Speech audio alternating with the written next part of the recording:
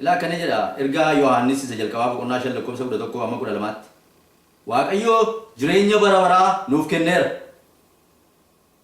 واقعيو جرينيا برا نوف كنير يجوا ما يجوا واقعيو دوا برا جرا نباسر واقعيو جرينيا برا نوف كنير جرينيا جس المسا كيس ترجمة جد إيه سجري جرينيا جي المسا كيس إنس كريستوس تيسر في كيس إنس قفتاك يسوع مكان واقعي يقول غلطي فهمي هذا واقعي جرينيا برا نوف كنيرا جرينيا جس جرو يو كامو جرينيا برا كونس المسا كيس ترجمة نمني الماء واقعيو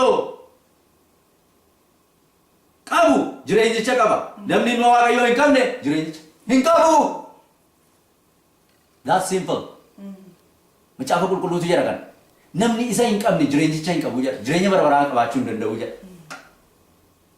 khara saballa sanarra kam barban ni filanne figu hindande nyata garu donni tinu gashu iddo badi sati jreenja barabara timit lafa presence wa kayo timit lafa wa kayo jinjirachu timit inni wa kayo jin barabaran nujrachis barabaran sa wajin kan nujran biya lafa kanarra le erga godanne biya lafa kanarra le forin erga dune bod kanun jirachu dande wa kayo jirachu dande abagenya wajin jirachu kan dande nyu yo Kristus ilma sakan kawanne yo Kristus isa thai kan kawanne yo ilma wa kayo kawanne yo isa tamanne re jechu yo dubbi sa egne re jechu yo ne jallatan dubbi ko egdu re Jesus erga mota sana kase yo ne jallatan dubbi ko egdu re dubbi ko sin kese jirata hai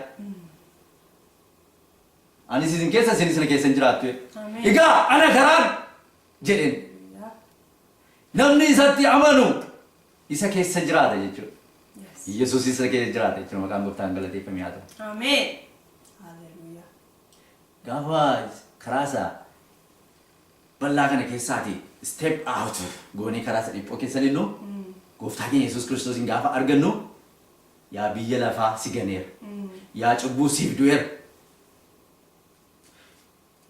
Jesus itamanu yechun cubu abdu yechu yes Jesus itamanu yechun biya lafa afti du yechu biya lafa ganu yechu inni uni duwe mo namne amen kafa me makawa ka yongala de kanyado nus biya lafa akumani nu duwe nu mo biya lafa ti du na yechu biya lafa kesa bana yechu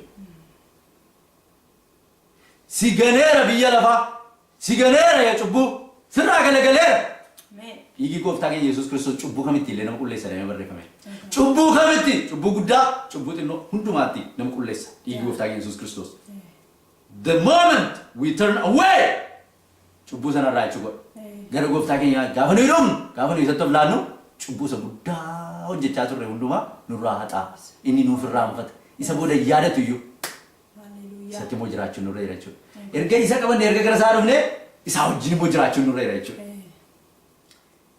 biya lafa sana ganu nurre rachu wan biya lafa jiru wan biya lafa keessa jiru hunduma ganu tu nurre jiru jechu gara Kristus gafaru jaalala biya lafa tin qabamina hin damina edti Yesu Yohannes erga sa keessa sattini damina isatti ni damina achi keessa maaltu jira jedhe hawwii fooniitu jira hawwii ijaatu jira jedhe jireenyaan kooruutu jira jedhe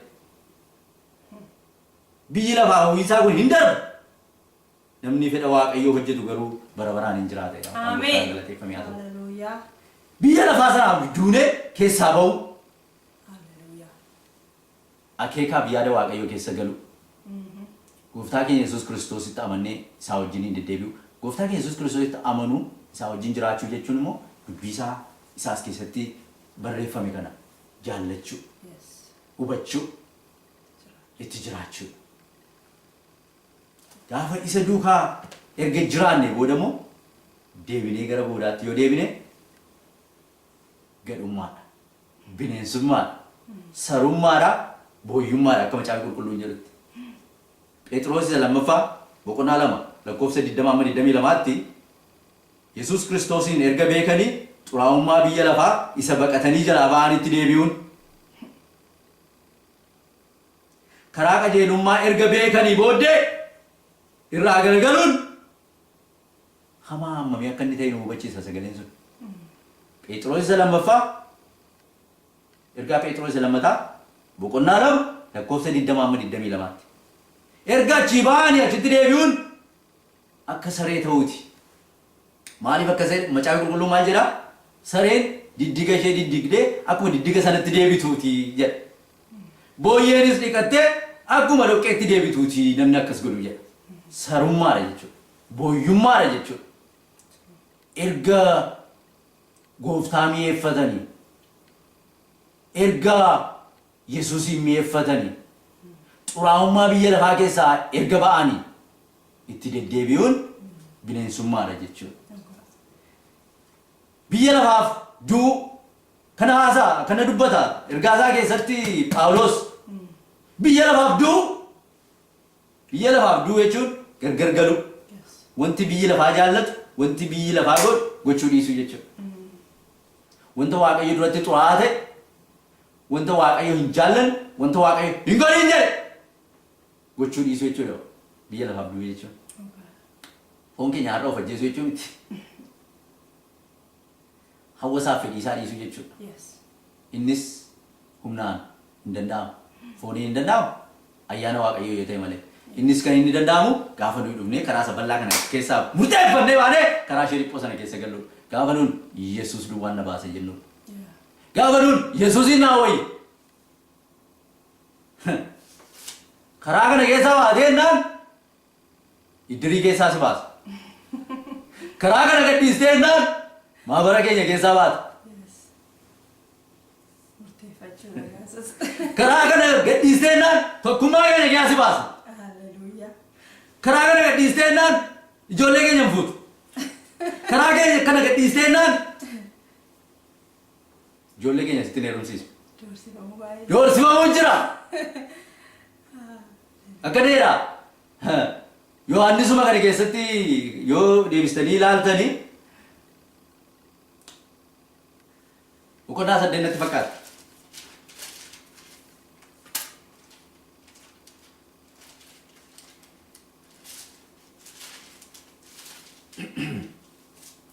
Naari isaa boqonnaa 12 ilaa kana Yihuudoota warra aboo qaban keessaa iyyuu baay'een itti amananiiru. Eenyutti? Gooftaa Yesuus Kiristoositti amananiiru. Yihuudootumti warri aboo qaban warri taayitaa qaban Fariisotuma keessaa iyyuu warri hubatanii itti amanan jiru. Kan dukkanaan deeman jiru. Dukkanaan deemanii kan dhaqanii isa qoratan jiru. Warra kan hin qoodimasfaa jiru turan. Kan biroonis jiru turan.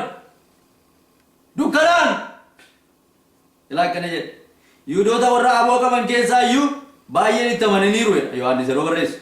Garuu mana sagadaa isaanii keessaa nu baasu jedhanii warra Fariisotaa waan sodaataniif isatti amanuu isaanii hin mul'ifne dhossaadhaan deddeebi'u. Mana sagadaa isaanii keessaa nu baasu. Iddirii isaanii keessaa nu baasu.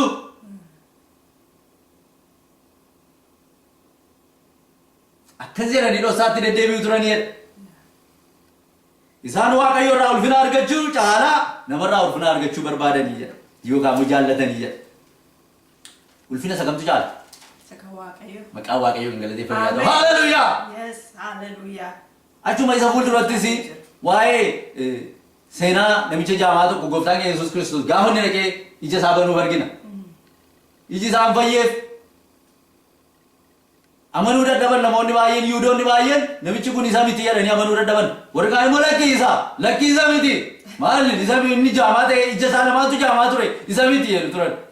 Booda maal jedhanii warra isaa maatii isaa dhannee gaafannan maatii isaa waamsisanii namni kun mucaa keessan isa jaamaa ta'ee dhalateedha. Amma immoo akkamittiin arguu danda'e ittiin jedhan. Inni jaamaa ta'eetu dhalate. Inni jaamummaa isaa Kiristoos bareef Yesuus bareef eeyyee Yesuus naa bare jedheera. Ameen. Isaan garuu amanuu dadhabanii nama kan biraa barbaacha dhaqan. Isaan immoo dhufanii kun mucaa keenya ilma keenya jaamaa ta'e isa dhalateedha. Amma immoo argeera. Akka isaanitti arge immoo isa gaafadhaa jedhan sodaatanii. Maaliif? Iddirii keessaa ba'u qaba. Warri Fariisotaa seera kana baasanii turan nama kanatti amane nama Yesuus kanatti amane jedhanii baafatan isaan seera san. Nama akkasii mana sagadaa keessaa akka ba'u murteessanii turan. Isa kana sodaa isuma gaafadhaa jedhan. Maqaan Gooftaan galateeffame haa ta'u inni fayyadu dhimma maal jedhee anuma jedhe. Hallelujah. Ameen. Anuma. Ija koo naaf baneere maqaan Gooftaan galateeffame haa ta'u. Fayyina argate waan ta'eef dhoksuun hin danda'amtu.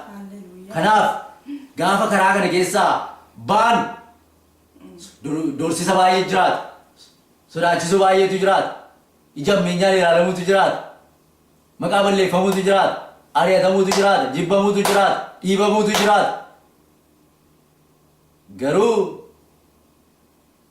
yaa lubbuun anaa dhaga'e. Ulfina Waaqayyoo siif qabutu caala. Hallelujah.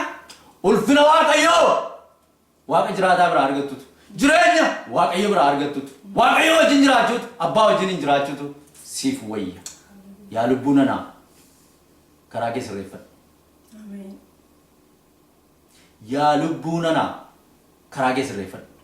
Erga Waaqayyo gara koo goree namni maal na godha ree jedhaa. Hallelujah. Hallelujah. Ameen. Maqaan Gooftaan galateeffame haa ta'u. Erga Waaqayyo gara koo goree namni maal na godha ree.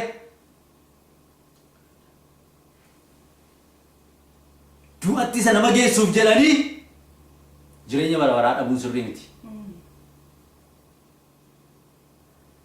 Isa foonitti ulfaatu Waaqayyoof salphaadha. Inni namatti ulfaatu Waaqayyoof salphaadha. Ameen.